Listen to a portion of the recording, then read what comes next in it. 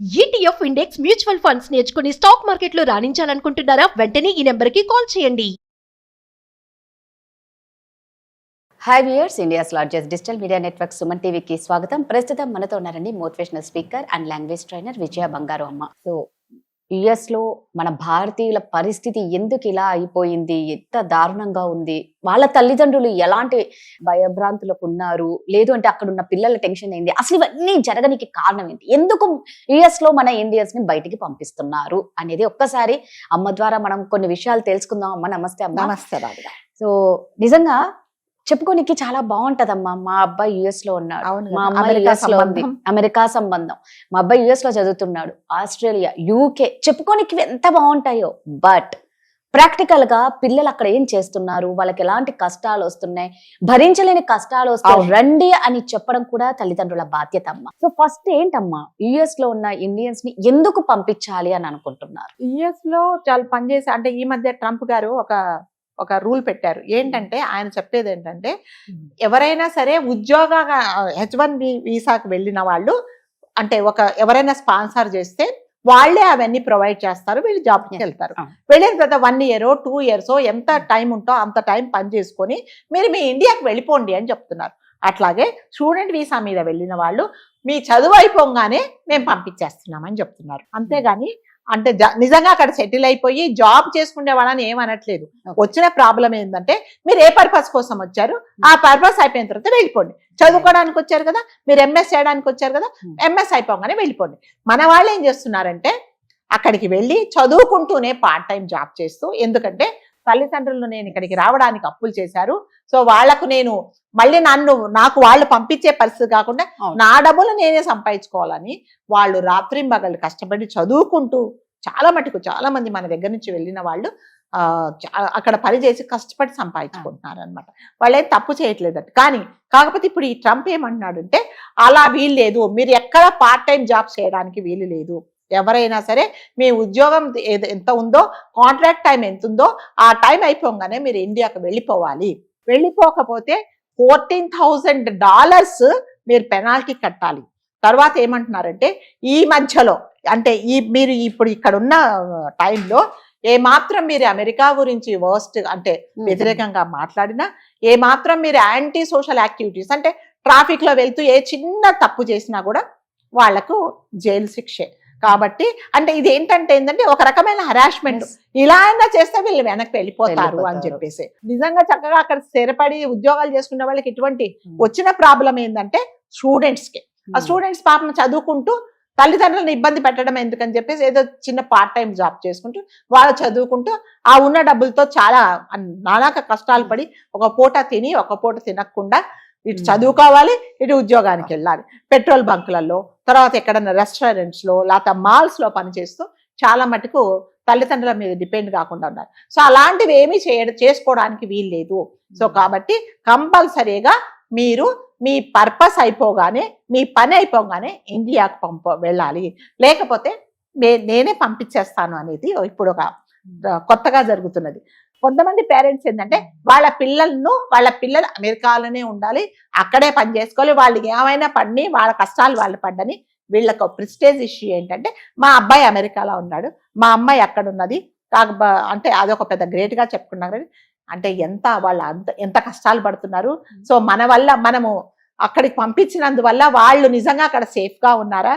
Student life అంటే ఏముంటదండి, general గా student life అయితే మన దగ్గర ఏముంటది, కాలేజ్కి వెళ్తారు, యూనివర్సిటీకి వెళ్తారు, స్కూల్కి వెళ్తారు, చదువుకుంటారు, ఇంటికి వచ్చి వాళ్ళ చదువు పేరెంట్స్ చూస్తుంటారు. అక్కడ ఏంటి, వాళ్ళ సర్వైవల్ కోసం చూసుకోవాలి, ప్లస్ వాళ్ళ చదువు వాళ్ళు కాన్సన్ట్రేషన్. అట్లాంటిప్పుడు ఎంత కష్టం అవుతుంది అనేది తల్లిదండ్రులు ఆలోచించట్లేదు. కొంతమంది పిల్లలు చాలా మటుకు, అమ్మ మేము ఉండలేకపోతున్నాం, వద్దు రావద్దు, నువ్వు అక్కడే ఉండు, ఇక్కడ ఊర్లో అందరికి చెప్పేసాను నేను, మా వాడు అక్కడ చదువుకుంటున్నాడు, అక్కడ ఉద్యోగం చేస్తున్నాడు అని అనుకున్నారు. కానీ వాళ్ళ కష్టాలు ఏంటని వీళ్ళని వెళ్ళి వారు 2-3 నెలలు ఉండమంటే నా బాబాయ్ మేము ఉండమని వెనక్కి వచ్చేస్తున్నారు. మరి మా పిల్లలు ఎంత కష్టపడుతున్నారని చూడట్లేదు. నేను మొన్న ఎవరో ఒక ఆవిడని కలిశాను. ఆవిడ అన్నది, అంత బాగున్నారు మేడం, ఏమీ ప్రాబ్లం లేదు, ఇంకేంటండి హ్యాపీ ఫ్యామిలీ. లేదు మేడం, నాకు ఒక చాలా బాధగా ఏంటంటే, ఒంట్లో బాగాలేదా, ఆరోగ్య సమస్య ఏమి లేదండి, మరి ఫైనాన్షియల్గా ఏమీ లేదండి, మరి ఏంటంటే మా అబ్బాయిని వెళ్ళమంటే అమెరికాకి వెళ్ళి ఉండి చదువుకోరా అంటే వెళ్ళనంటున్నాడండి.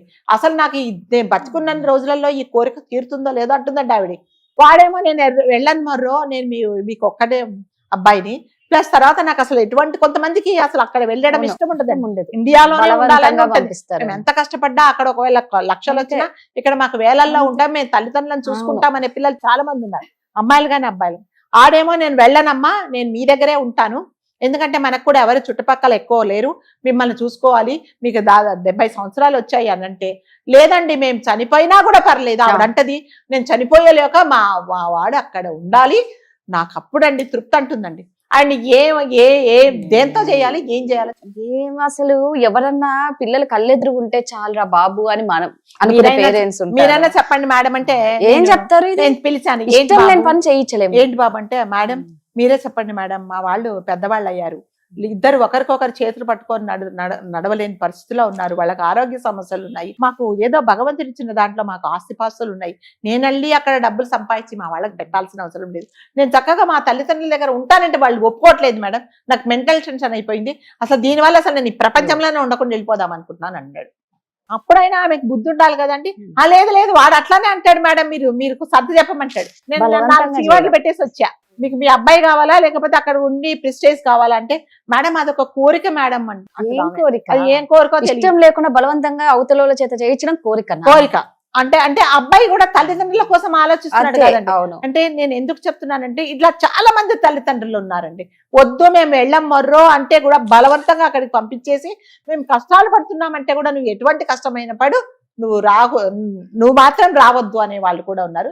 అక్కడ మా పిల్లలు ఉన్నారు, అక్కడ మా పిల్లలు చదువుకుంటున్నారని చాలా ప్రౌడ్ గా ఫీల్ అవుతున్నారు, కానీ వాళ్ళకి నిజంగా ఎంత కష్టాలు వస్తున్నాయి అంటే, ఇప్పుడు నేను చెప్పిన ఎపిసోడ్ లో నిజంగా మీ పిల్లల చదువు అయిపోతే తప్పకుండా వెనక్కి రమ్మని చెప్పండి, ఉద్యోగం రీత్యా పోతే అక్కడ ఒకవేళ కాంట్రాక్ట్ పీరియడ్ అయిపోయి ఇంకా వాళ్ళు ఉండకూడదు అన్నప్పుడు తప్పకుండా పంపించండి. ఎప్పుడైనానండి ఇష్టం లేకుండా నేను నీ దగ్గర ఉంటానంటే మీరు ఎన్నో తప్పులు వెతుకుతారు, నన్ను ఎలా బయటికి పంపించాలని, అంతే కదా. నేను మీ ఇంట్లో వచ్చి ఉన్నానండి, ఒక రోజు ఉన్నాను, రెండో రోజు మీరు చెప్పారా అమ్మా ఇంకా వీలు కాదు వెళ్ళిపోండి అంటే, లేదు నేను ఉంటాను అంటే, సరే రెండో రోజు భరించారండి, మూడో రోజు నాలుగో రోజు నన్ను ఎలా బయటకు పంపిస్తారని మీరు ఆలోచిస్తారు, ఎందుకంటే నేను ఉండడం ఇష్టం లేదు, ఇప్పుడు అక్కడ జరిగేది కూడా అదే. సో మీరెవ్వరు ఇక్కడ ఉండకండి అని వాళ్ళు చెప్తున్నప్పుడు, అతను చెప్తున్నప్పుడు కావాలని ఎన్నో తప్పులు వెతికేసి వాళ్ళని లీగల్ గా వాళ్ళని ఇరికించేసి లాస్ట్ కి వీసాలు రాకుండా వాళ్ళ పాస్పోర్ట్లు కూడా లాగేసుకొని వాళ్ళని నానాక తిప్పలు పెట్టి జైల్లో పెట్టాల్సిన పరిస్థితి కూడా వస్తున్నది. కాబట్టి దయచేసి మీ పిల్లలు ఎవరైనా అక్కడ ఉంటే వాళ్ళ చదువు అయిపోయింది మేము వచ్చేస్తాము అంటే బాబు వచ్చేయమనే చెప్పండి, కానీ పర్లేదు ట్రంప్ అలాగే అంటాడు, ఎన్ని రోజులు ఉంటాడు, ఇవాళ ఉంటాడు రేపు పోతాడు, మీరు అక్కడే ఉండు పర్వాలేదు ఏం కాదు అని ఆయన చావు కోసం ఎదురు చూడకండి. రేపొద్దున ఏమవుతుందంటే మీ పిల్లలు కష్టపడిపోయి అక్కడ వస్తే మీరు తిడతారు, అక్కడ ఉందామంటే ఆడెళ్ళి పంపంటున్నాడు, నిజంగా వస్తే ఇక్కడ అక్కడేమో వెళ్ళి పంపంటాడు ఆయన. ఏం చేస్తారండి లాస్ట్కి ఏం చేస్తారు, అసలు ఎక్కడే ఉండకుండా వెళ్ళిపోతారు పైకి. కాబట్టి దయచేసి మీ పిల్లలు ఎవరైనా ఉంటే దయచేసి వాళ్ళు ఎవరైనా వస్తారు అంటే, ఇప్పుడు నేను ఇందాక చెప్పిన ఎపిసోడ్ లాగా కాకుండా, బాబు నా చచ్చిపోయే లోపల నా చివరి కోరిక ఏంటి అంటే, ఎవరైనా 70 సంవత్సరాల వాళ్ళు నేను ఆ పుణ్యక్షేత్రం చూద్దాం అనుకుంటే, నా కొడుకు పెళ్లి చూద్దాం అనుకుంటే, ఇవిడకి చనిపోయినా పర్లేదు, చనిపోయే లోపల మా వాడు అక్కడ ఉండాలి, అది నా కోరిక అంటుంది. కాబట్టి అలాంటి పిచ్చి కోరికలు కోరుకోకండి. సో ఇప్పుడు నిజంగా తల్లిదండ్రులకు ఆందోళనగా ఉంటది, ఎందుకంటే మా పిల్లలు అక్కడ ఇబ్బంది పడుతున్నారని. అతను చెప్పింది కూడా మా కోసమే అనుకొని, మన దేశం కోసం మనం పనిచేసుకుందాము, మన టాలెంట్ ఏందో మనం ఇక్కడ చూపించుకుందాము కదా. కాకపోతే అక్కడ కొంచెం తక్కువ అక్కడ ఎక్కువ రావచ్చు, ఇక్కడ తక్కువ రావచ్చు కదా. మన వాళ్ళని చూసుకుంటూ మనము ఉండొచ్చు, పచ్చడన్నం తిన్నా పర్లేదు, మీరు అక్కడికి వెళ్ళి పిజ్జాలు బర్గర్లు బిర్యానీ తినే బదులు ఇక్కడ మనం ఉంటాము అని అనుకునే వాళ్ళు మాత్రం కంపల్సరిగా ఉండేలాగా తల్లిదండ్రులు కూడా అందులో పిల్లలకి ధైర్యం చెప్పండి. ఇష్యూ ఏమి లేదండి అందులో. అమెరికాలో వెళ్ళి చదువుకొని అక్కడ ఉద్యోగం చేస్తేనే గొప్ప కాదండి. రేపొద్దున మీకు ఒంట్లో బాగాలేకపోతే మీ పక్క ఊర్లో ఉంటే పరిగెత్తుకుంటూ ట్రైన్ లోనో ఫ్లైట్ లోనో పరిగెత్తుతాడు. నిజంగా భగవంతుడు మిమ్మల్ని తీసుకెళ్తే వాడు రావడానికే, మీ శవాన్ని చూడడానికే రావడానికే చాలా టైం పడుతుంది. కాబట్టి దయచేసి అలాంటి ఆలోచనలు ఉంటే అలాంటి మానుకొని మీకు చివరి కోరికలు కాదయ్యి మీవన్నీ వాళ్ళ మీద రుద్దకుండా, అలాంటి పిల్లలు వెళ్ళను అన్న పిల్లలను మాత్రం అక్కడ ఉండే వాళ్ళ అమ్మాయి ఇలా ఉండి పరిస్థితి అంటే, నాన్న అయిపోయింది కదా నా ఉద్యోగం వచ్చేసాయి మా దగ్గరికి అని ధైర్యంగా మీరు ధైర్యంగా ఉండి వాళ్ళకి ధైర్యం చెప్పండి. సూపర్ చెప్పారమ్మా, థ్యాంక్ యూ.